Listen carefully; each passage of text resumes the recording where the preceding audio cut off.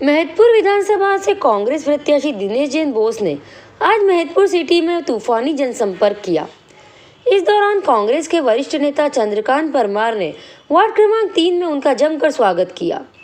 इस दौरान उन्हें केलों में तोलकर साफा बांधकर गर्मजोशी से स्वागत भी किया।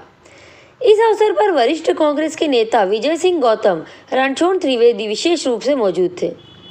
इस पूरी खबर पर हमारे संवाददाता शमशाद खान ने सीधी बात कार्यक्रम के तहत क्या कुछ जायजा लिया, आइए देखते हैं।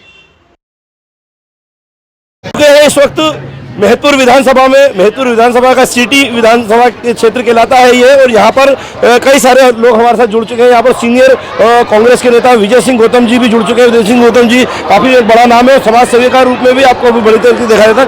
गौतम जी, किस तरह का चुनाव देख रहे हैं? यहाँ पर ये जो सैलाब देखने को मिल रहा है, कांग्रेस का जो सैलाब है दिनेश जैन बोस जी के पक्ष में, ये मैं समझता हूँ कि शायद इतिहास को दोहराने का काम ही नहीं करेगा।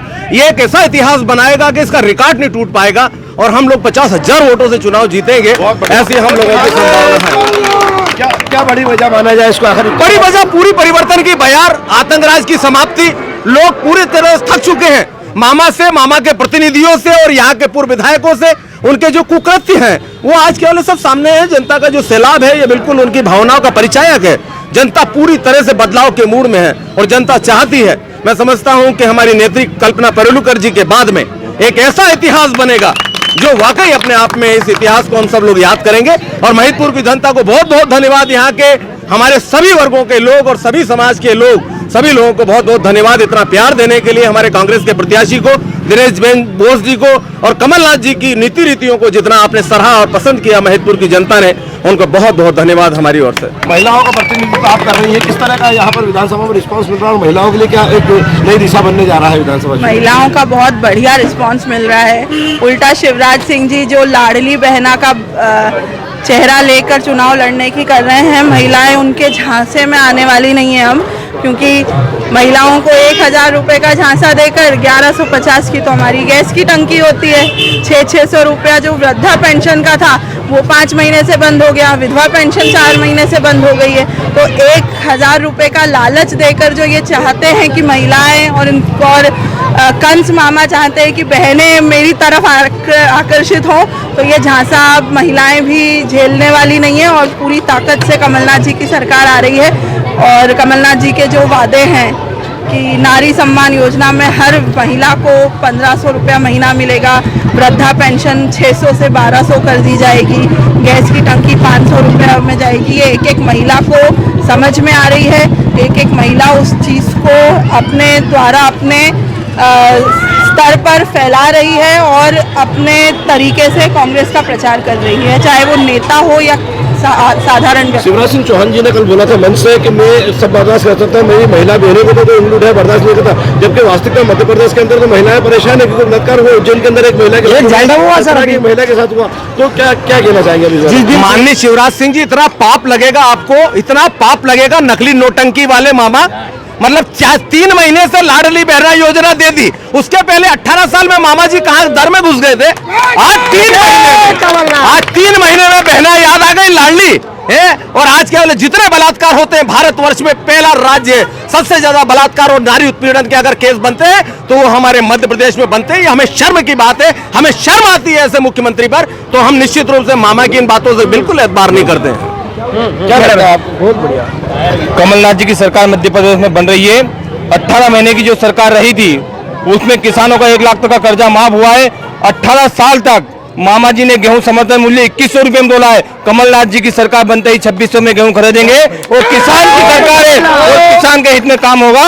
और दिनेश बोस यहाँ से 51,000 वोट से चुनाव जीत रहे हैं। भाई साहब, आप बता रहे थे मैं बोल रहा हूँ, जिस दिन शिवराज सिंह जी जलडा आम सभा करने आए थे, एक दलित बेटी के साथ जो बलात्कार हुआ जलडा में, वहाँ कहाँ गई थी शिवराज की पुलिस और प्रशासन? कहाँ गई थी? मैं शिवराज सिंह से पूछना चाहता हूँ। मैं यही कह रहा हूँ कि आप लाडली बहना की इतनी तमन्ना से सुनते हो, तो फिर लाडली बहना के साथ बलात्कार हुआ कहाँ गए? एक उज्जैन में हुआ।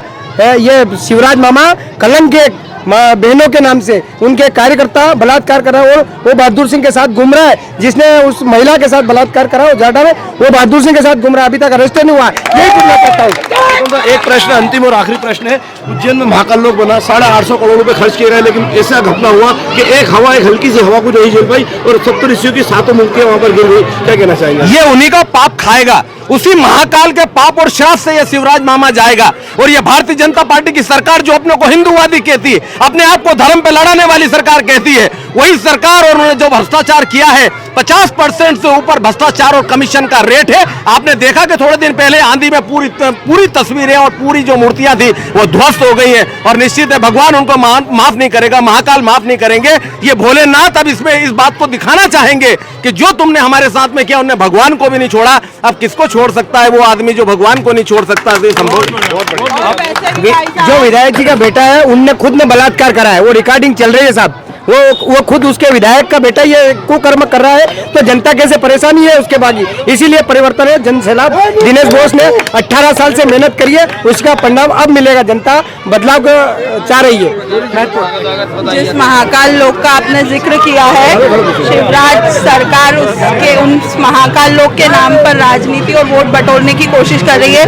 असल में वो हमारे कमलनाथ जी की योजना थी। महाकाल लोक की का प्रस्ताव रखने वाली सरकार कमलनाथ सरकार थी, और ये उनके नाम से और ऐसे व्यक्ति को झांसे से जिस तरीके से वोट को विधायकों को खरीद के कराए, तो वो भूत धावन बाबा महाकाल की सब दृष्टि सब दूर रहती है। ये मेहतपुर की जनता जनार्दन थी जो लगातार कर रही थी कि बाबा महाकाल अपनी तीसरी नेत्र से सब देख रहे हैं, और जिसने भ्रष्टाचार करा है, जिस सरकार ने महिलाओं के नाम पे छलावा कराया, या फिर भगवान के नाम पे छलावा कराया, या फिर महाकाल लोक के नाम पे छलावा कराया, वो समय आ गया है कि उसका परिणाम भुगतने जा रहा है। ये समय बताएगा, समय में देर नहीं है। लेकिन मेहतपुर की इस विधानसभा से जिस तरीके से ये बात सामने ही, हमारे साथ परमार साहब जुड़ चुके हैं। परमार साहब, आप भी बताएं क्या कहना चाह रहे हैं? मामा जी को सिर्फ चुनाव के टाइम पे लाडली बहना याद आती है। मणिपुर भी एक भारत का हिस्सा है, वहाँ पे हिंसा में मेरी लाडली बहनाओं को नंगा करके घुमाया गया, तो क्या वो नहीं दिखता है इनको? अब हम किसी तरह के झांसे में आने वाले नहीं है। पिछली बार भी हमने कांग्रेस की सरकार बनाई थी, लेकिन कुछ हमारे विधायकों को उन्होंने मंडियों में बोली लगा के खरीद लिए। अब हम जागरूक हो गए, हमारे विधायकों को हम अपना संभाल के रखेंगे, और सरकार पूरी तरह कांग्रेस की बनाएंगे, कमलनाथ जी मुख्यमंत्री रहेंगे।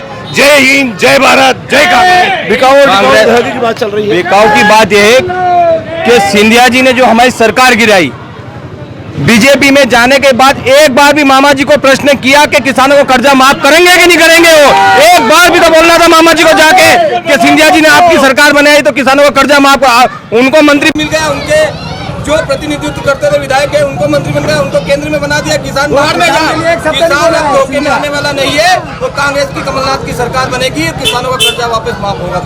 ये मेहतपुर की जनता का जज्बा था, वो कह रहे थे लगातार कांग्रेस की सरकार बनने जा रही है और कमलनाथ जी की सरकार बनते ही किसानों का कर्जा भी माफ होगा, और महिलाओं सहित जो गैस की टंकी और बिजली के बिल है उसमें भी संशोधन कर लाभ पहुँचाया जाएगा। कैमरामैन राजा खान के साथ शमशाद खान।